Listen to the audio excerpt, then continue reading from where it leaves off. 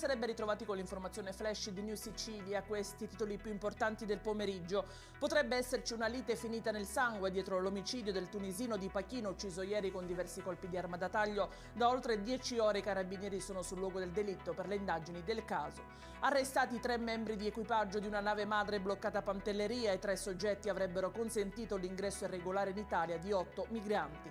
Una nuova bomba d'acqua sta mettendo in ginocchio l'isola di Stromboli, un fiume in piena trasportato dalla montagna, detriti di ogni genere. I soliti disagi si sono ripresentati per gli isolani, i villeggianti e i turisti.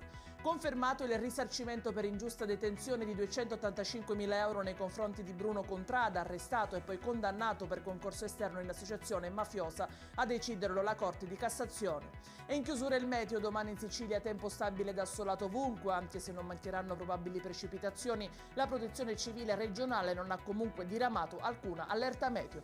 Per le previsioni e tutti gli altri approfondimenti vi basterà visitare il nostro sito www.neusicilia.it e i nostri canali social. Arrivederci e buona serata.